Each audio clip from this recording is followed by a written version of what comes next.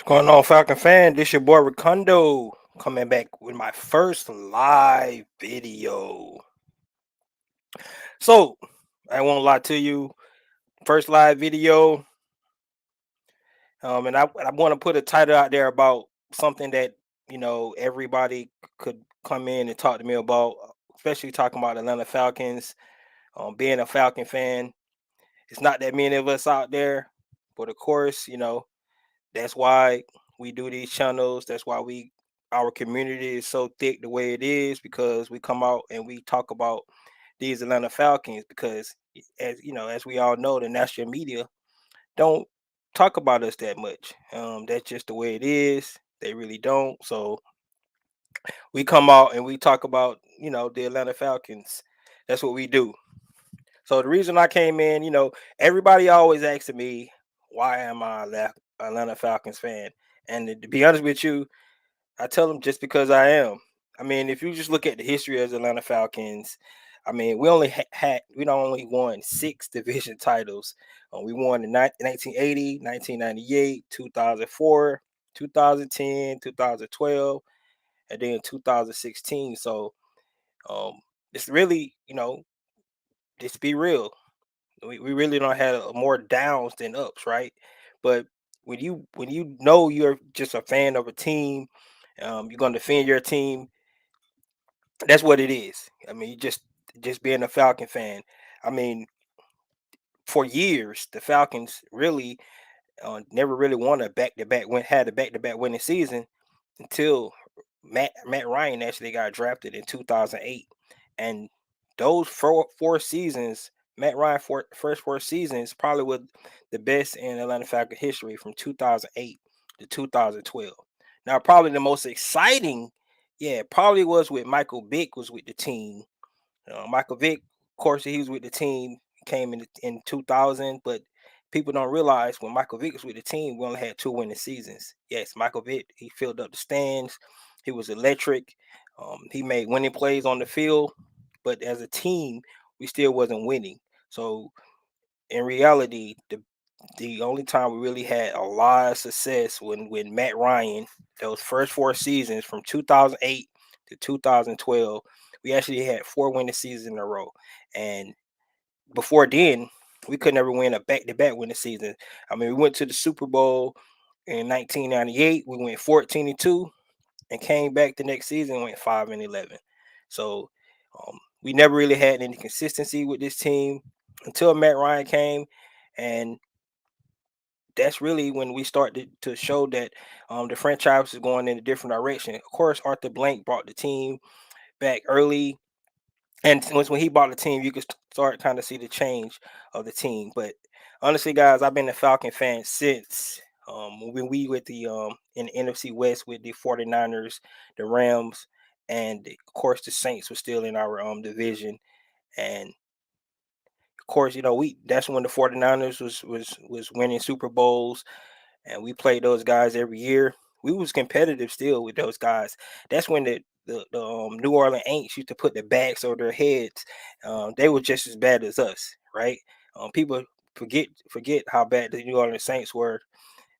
But that rivalry between us and them, every game was still live. We came out and we did we had to do as a team, and we did our thing for New Orleans Saints fans and Atlanta Falcon fans. So that's why that rivalry is so deep. That's why I can't wait to the beginning of the season. We started our season off against those guys, and in essence, they started a new regime too. They still have their GM there, Mickey Loomis, but they do got a new head coach. They got a new quarterback, so going to be interested to see what the Saints be. I don't think it's still going to be rowdy. We go to their games, they come to our games, but um, that rivalry is never going to die. That's one of the reasons I love being a Falcon fan. Every time I go around, people have my hats on. I have my Falcon hats on, my Falcon gear on. Everybody saying, "Man, how you a Falcon fan?" And of course now, the new thing is the 28-3 joke. We have to live with that, going back and forth and everything. But if you're a fanatic, I mean, that's basically what it is.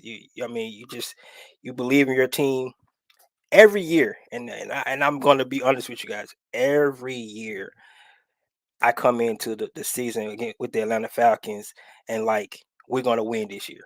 That's just how it is. I come in and I really believe that we're going to actually win games. We're going to come in. We're going to do our thing, and every year, um, either through the goods and the downs, I still be there. I usually watch all the whole game most of the time, and if we down by 7, we down by. I'm still thinking we got a chance. That's just how it is being a fan. Now I can say this: um, I'm not as bad as those Cowboy fans, because those Cowboy fans, they're not realists. Like I'm a realist, so I can look at the team. I can tell you how good we're probably gonna be, and I think we got a chance to win. Certain amount of games, but I'm not going to come in every year and say we're going to the Super Bowl. That's those Cowboy fans, and they living all day off their past glory days, way back when, in the '90s, when they won those three Super Bowls. They still living off that. All those guys are gone. Troy Aikman's not coming back. Michael Irvin, Emmitt Smith, none of those guys coming back. They still living off all those days. But the crazy part about it, the national media is just like the Cowboy fans. They every year they put the Cowboys up there. They're gonna actually go in and actually have a chance to win the Super Bowl. Then what happens? So think about it. In the last 20 some years, they only won two playoff games. The Falcons has been way more successful than that in the last 25 years. I mean, we don't been in two Super Bowls. Yet we haven't got it done. Like I said, between 2008 2012, we had winning seasons. 2012, we lost in the NFC Championship game. Remember that? Um, 2015, we made 17. We made back to the divisional round after the Super Bowl. So, I mean, we lost in the playoffs in 2010. So the Falcons have been more successful, but we never get the recognition that we're never going to get it. I mean, it's just how it is. Um, let's be honest. A lot of us are fair weather fans. You know, when we winning, we doing good. Everybody's on the board. Everybody's coming out, and they cheering for the team. But then once we start to play bad, we can't fill up the stadium. We're not behind the team. So, and I get it.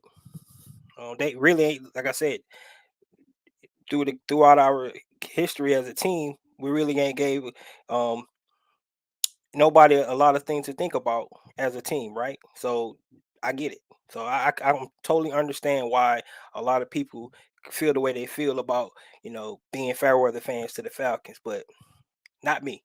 I'm there every day. Um, I'm a season ticket holder. I go to the games.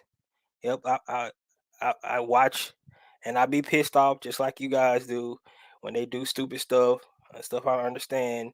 Um, why we can't get a pass rush? Why we always giving up 3rd and 16s, and we can get off the field?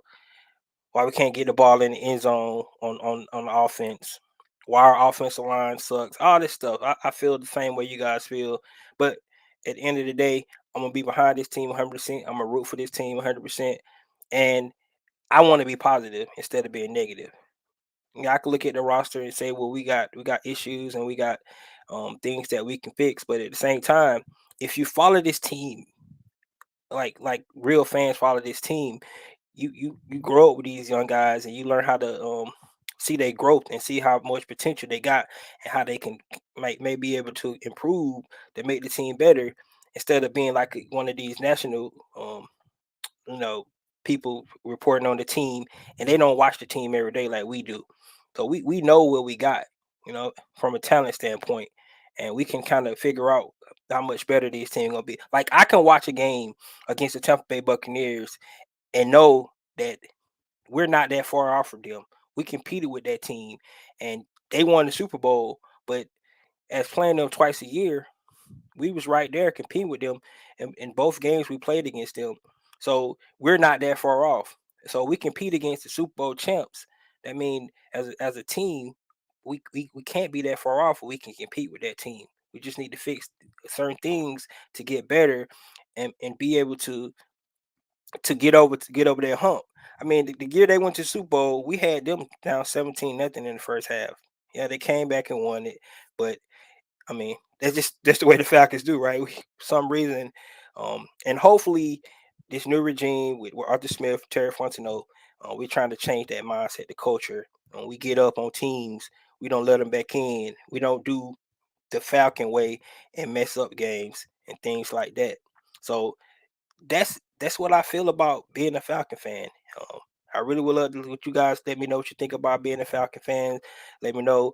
Um, some of your stories being a Falcon fan. Let me know how you have to defend the Falcons when you going to the barbershop, when you at the mall and you got your Falcon gear on. Yeah, be honest with you. One thing I guess I don't have to hear anymore is when we gonna get rid of Matt Ryan, because that's one of the things I always heard every time I go somewhere. Man, y'all do something, y'all get rid of Matt Ryan. And like I just said, our winningest time as a franchise was when Matt Ryan was on the team. So see, that just goes to show that people that not like casual fans, because if they wouldn't say that if they know the only reason why we relevant, somewhat relevant, because Matt Ryan been here 14 years and he made us relevant. So just think about that. But guys, that's what. Let me know what you think about being a Falcon fan, and that's me. That's who I am. That's why the title say real Falcon fan, because like I said, ride or die. And yes, I'm a realist. I'm not one of those crazy fans that think we're going to the Super Bowl. I know that's not the case, especially not this year. We got a quarterback situation. We don't know who's going to be the starter. We lost our franchise quarterback. We got a lot of holes that we could fill, but at the same time, I can be positive and believe that these guys can be competitive. And we don't know what happens. We get to play the Bucks twice. We get to play the Saints twice, and we if we can split those games, split one, get the Bucks, beat the Panthers twice, split with the Saints. We're right there in the mix and in the playoff hunt. So, and that's why it's any given Sunday, and you don't know what this team's gonna do. So that's why I'm a Falcon fan, and that's why I believe. Like I said, I don't do no predictions how many games they're gonna win because I don't know who's gonna be on that 53-man roster. We got to see. That's what training camp all about. This is the dead time of the season. Um, and I know those guys getting ready to get back. They chomping at the bit to get started. A lot of those guys got chips on their shoulders, so we're gonna see what they're gonna do. All right. So the next thing I want to talk about a couple storylines that going for the Falcons this year. A couple of the storylines that's out there um that looking for training camp, and I definitely want to know what you guys think about some of these storylines. So the first thing we're going to talk about, and everybody been talking about, we've been talking about it probably for like the last 2 months. We thought we was going to see something on June 1st, and it didn't happen because come to find out, um, and of course I'm talking about Dion Jones. Um, he actually had a shoulder surgery, so um, I really believe if he did not have that surgery, he was 100% healthy. I feel that the Falcons probably would have go ahead and went ahead and made a move to actually do something with Dion Jones. And the reason I say that because just because if you're just looking at that cap number, he's the highest paid Falcons um, right now according to over the cap. Looking at the salary, and if you was to actually trade him after June 1st, you would be able to get 14 million for that. Um, that's the only reason. Not, I don't think it's because of his play. All right. Yes, I don't think they was going to actually re-sign him, and he was going to be the future for this team. But I do believe that if he didn't have that cap number, he would definitely be here this year. Now he probably could still be here because he's still here now.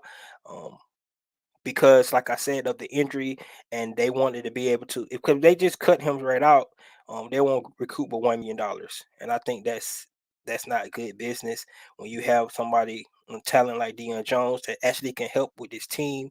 If you're trying to win games, why would you go ahead and actually decide to cut Dion Jones? That to me that just don't make any sense. So if you can't trade him, keep him on the team. Like I said, he could definitely help some of these guys out, especially Troy Anderson. the young linebacker we drafted from Montana State in the second round. Could definitely show him the ropes and let him, because he's definitely probably it's the future of this linebacker core, and Dion Jones could show him some of the ropes and stuff like that. So that's what I think about Dion Jones. So one of the storylines is what's going to happen with Dion Jones when he come back. Is he's actually going to be plugged into the starting lineup? Is he competing with guys like Rashawn Evans, Michael Walker? No, Michael Walker is ready to actually to do his thing. So, um, but he been playing behind Fourier and Dion for the last couple of years, so he really haven't got to show his what he's able to do. In the starting role. He played. If you look at some of the things times when he did get in the game, like last year, he got a pick six against Cam Newton. So he's able to make plays, but I think it's time for him to actually get his opportunity to show what he's going to be able to do. All right, so Dion Jones is, I think, one of the biggest storylines going into training camp. What they decide to do um, with Dion Jones. One of the next story is going to training camp is, of course, the roster. What kind of moves they're going to make?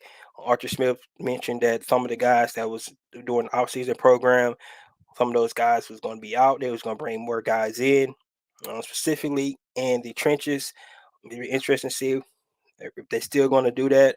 Of course, we still got a couple, about 3 weeks away from them actually showing up to camp, so they still have time to go ahead and decide what guys they want to actually go ahead and cut right now and bring in some other guys for a competition battle. So that's one thing I'm really interested in seeing what they're going to actually do is the camp battle. See if they're going to actually make any waves while they make doing in the camp.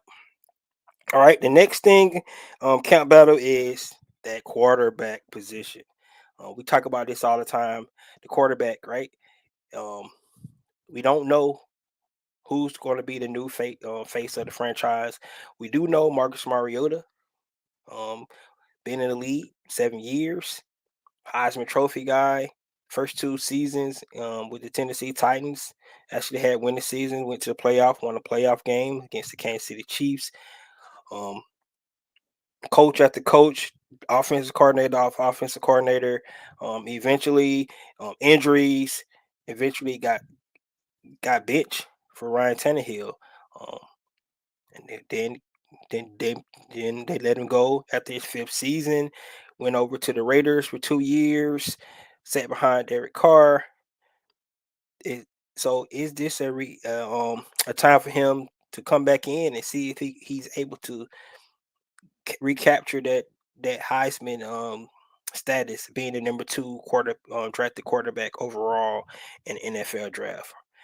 What's really funny is you guys remember who the number one quarterback was. It was Jameis Winston. So those guys gonna definitely compete twice a year, um, especially this year. Anyway, so I think that's going to be good. James Winston is getting his second chance right now with the New Orleans Saints. Marcus Mariota is getting his second chance with the Atlanta Falcons. So it's going to be exciting to see what these guys are going to do.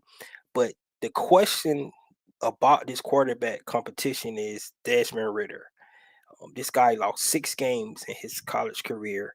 Um, he's a winner. Definitely, we can see that. He has impressed the coaches coming in, picking up the offense very fast and things like that. But of course, right now, Marcus Mariota is the number one quarterback going into training camp.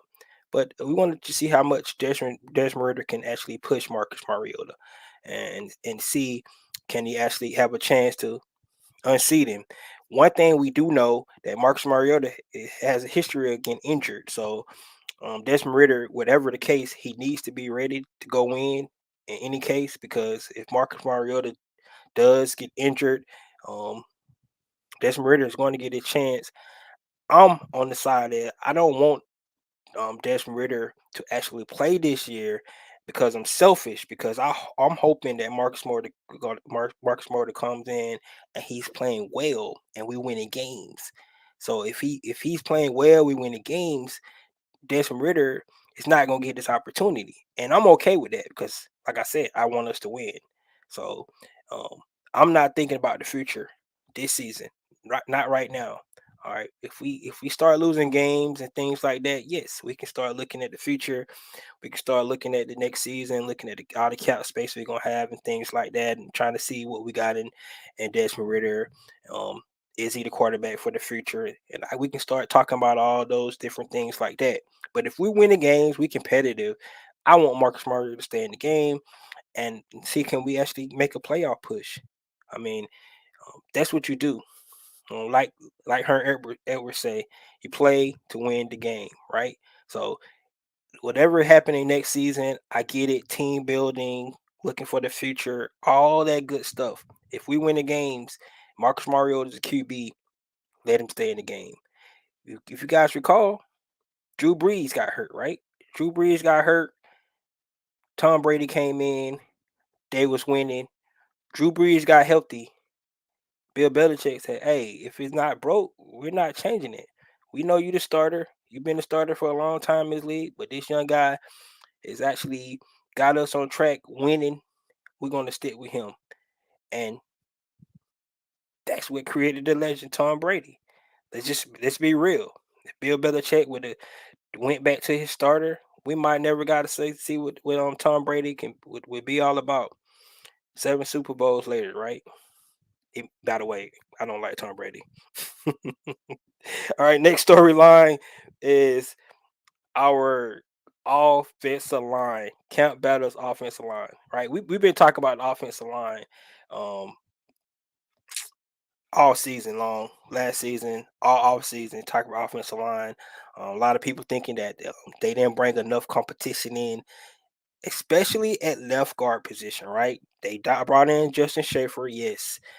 Justin Schaefer is a rookie, kind of had the same kind of issues that a Jalen Mayfield have um, in the pass game, right? I think Jalen Mayfield is really good in the run game, but in the passing game, he got baptized. Let's just be honest. Last season was kind of brutal for Jalen Mayfield. He was definitely graded as one of the worst guards in the league last year. But if we're going to be fair, he was playing right tackle in college. He wasn't expected to actually start the season for the Atlanta Falcons, but our left guard got hurt. He got plugged in, and that first game against Philadelphia was pretty bad. But he came back the next week against the Tampa Bay Buccaneers and played a little bit better. Yes, he gave up a lot of sacks, he gave up a lot of penalties, um, but um, we just got to go off the whole notion of year one to year two being better.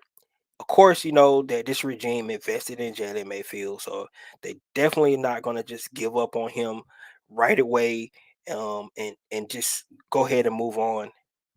A lot of people believe that he's just not that good. He's never going to be good.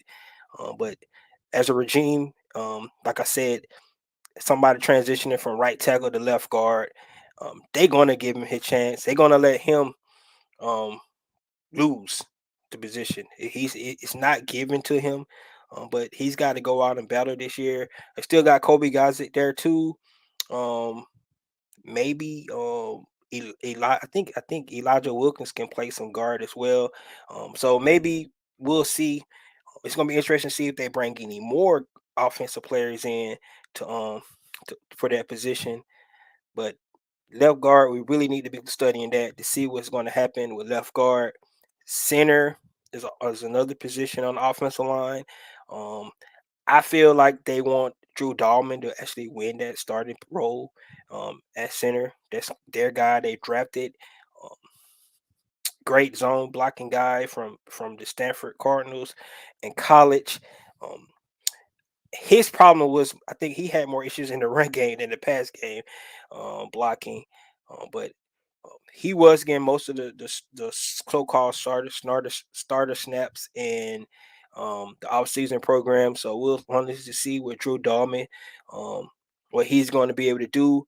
But this Matt Hennessy, um, he has not lost the job, but he he's not guaranteed to have that spot. So that center position is definitely another position that we need to be looking at. And then last but not least, of course, Caleb Mcgarry, they decided not to pick up his fifth year option. So basically he's in a contract year this year for his NFL future. That could be something to push him to make him play better. Caleb Mcgarry been up and down all his career since he's been with the Falcons. Um, I can tell you that um, Cameron Jordan loved going up against Caleb Mcgarry. Um, I know he gonna miss Matt Ryan because I think that's probably he got most of his sacks off Matt Ryan in his career. But Matty Ice is gone. Now you got to be chasing. Hopefully, you have to be chasing around Marcus Mariota and Des Ridder. They're not going to be just sitting there for you, Cameron Jordan. But Caleb McGarry, definitely, I think he has something to prove. I think Jermaine Fetty and Elijah Wilkins is definitely going to be um, in competition with him, and that's what this new regime is all about. You can see they bringing bodies in for competition, see who sticks, for the long term future. They are definitely looking playing this team for the future. You can't tell that with all these 1 year deals. Um, I think it's fair to say next year we can see what this team is definitely going to be able to do because then they can actually start signing guys to a longer terms, right? They have the cap space and stuff like that. But the first 2 seasons, if they can build a culture up, build a winning mentality, building the style of play, how you want to play on offense and defense, and then you bring these new guys in, like a long time great pass rusher, a great center, long time center, like they did Alex Max, right? Somebody like that, because you can actually pay these guys next year. Then we can see what this team can be all about. Of course, we know for a fact you can't win without a quarterback, so hopefully we can get some kind of answer this year. Like I said, with Desmond Ritter and Marcus Mariota, we have to get that answer, of course. But the offensive line position is a battle that we definitely need to be looking at. Next position is the receivers, right? Um, they totally revamped the whole receiver room, except for Frank Darby and Olamide Zaccheaus. Um, Everybody else is new. Of course, when they got the number eight overall pick in Drake London, um, this guy is a 50-50 ball machine. Everybody's comparing him to Michael Thomas and the big guy down in Tampa. Can't think his name right now. You know what I'm talking about. Um, both of those guys, big body receivers. I hope he better than Michael Thomas because Michael Thomas can only catch stuff in the middle of the field. But he's a monster. I mean, he led the lead in reception. So if we could get any version of that from Drake London, that'll work as well. But Mike Evans, there you go, Mike Evans from Tampa Bay. Um, I like the way he can stretch the field. I like the way he go up and get 50-50 balls. Big receiver like that, if he can duplicate anything that Mike Evans, that'd be awesome. Brian Edwards is the other guy that got traded from the Las Vegas Raiders. Had some flashes in college. Um, Another big receiver. Didn't really get a lot of opportunities in Vegas. We don't know if that because it was him or they was so deep at that position. But in any way, he's definitely going to get this opportunity here with the Atlanta Falcons because, like I said, they revamped the whole room. Um, he could potentially be the number 2 receiver. So that's definitely going to be interesting to see what Brian Edwards is going to do. And then the other guys on down the line, um, just trying to fill in who's going to be the 3, 4, 5, and 6 for the receiver position. Um, if you guys go back to my 53-man roster projection, of course, you see who I added. I added 2 speedsters, the Olamide Zaccheaus and Demir Bird, of course. I brought Frank Darby back just because they drafted him and he played well on special teams and you got to give your draft pick a shot, right? I mean, you can't say he's not a good receiver if you never even really played him a receiver. So this is opportunity to get on the field and show what he could do preseason is going to be big for Frank Darby, so we'll just have to see. And then those are the other guys, the veteran guys they got in that been in the season a while, Cardell Harge, on Tate, and Geronimo Allison. We'll just see what they're going to do with those guys. So um, receiver battle is going to be big. Running backs, um, guys, we got count battles all over all over this roster, right? So running backs, um, I had Cat us keeping four. That's a lot of running backs plus the fullback Keith Smith. But like I said, I just when I looked at the list, of course we know Cordell Patterson is going to be here. We know Tyler Algier is going to be here. I just don't see why you signed Damian Williams if you plan on cutting him. That's one of the first free agents they signed. Um, moving over Avery Williams to running back position when he's was our designated punt returner last year, kickoff returner, and he did a good job at that position. So um, I just don't see how you're gonna not have him on the roster as well, which brings to Cardra Allison where he's gonna fall.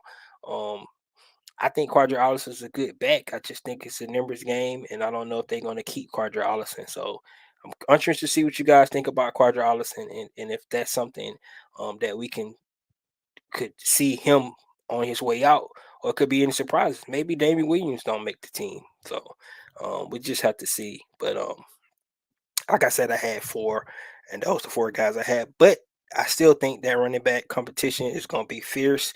Kayla Huntley still here as well. Um, these guys want to prove they can do. Of course, at the end of the day, they can definitely make the practice squad, and they could be showing putting game on film for other teams as well. So we just have to see. And then the last position, the linebackers that I'm gonna talk about. Course, like we talked about Dion Jones early, but it's just I really felt like with Dion Jones being out the door, I felt like Troy Anderson was definitely going to be able to have a chance to actually start. I'm not feeling that way, not right now, because I think Troy Anderson's still kind of green, kind of raw.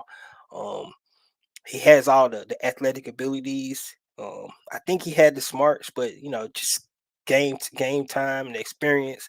I don't know if they want to put him out there right away.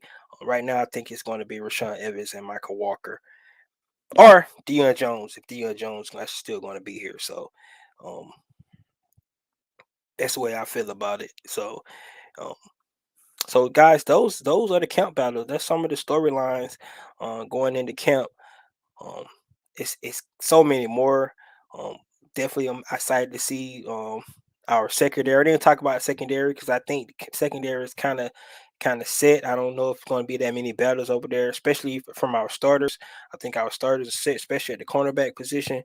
Um, our safety position could be kind of up in the air because I know who they want to start. They want Jalen Hawkins and Richard Grant to actually be the starters at those positions. But Eric Harris, Dean Marlowe, definitely could make it tough on those guys to see. Um, but it's a balance, right? It's a balance with this coaching staff and this regime because um, a lot of people not thinking the Falcons do a whole lot this year. Um, so you got to see what you got from your young talent, but you're still trying to win games at the same time. So you got to these guys got to balance it out. So you want to get Richard Grant, second round pick, investment on that guy. Jalen Hawkins, um, been here a while, investment on him. Do you want to extend him, coming in next year? So you got to be able to see, but at the same time, you're still trying to win games as well. So that's the balance the coaching staff have to figure out. Um, how to put these guys on the field to be able to compete and see what you got for the future. Um, but that's why the coaching staff and the front office got to be in line. It looks like Terry Fontenot and Arthur Smith is jiving right now. We don't It don't seem like they have different agendas. Seem like they both have the same agendas, trying to build for the future and be competitive because at the end of the day, go back to my first topic, right? It's about us, the fans. We want to see some winning on the field, right? So um, if we go into games and they look like harsh shit, that's gonna be bad for us. So um, they got to have that balance. All right. I'm putting it out right now. I'm not waiting. I'm not looking for 2023. 2023 is not on my mind this season. Hope all you guys feel the same way. It's all about 2022 right now. Maybe week 8, week 9, if we looking terrible, we're playing bad, yeah.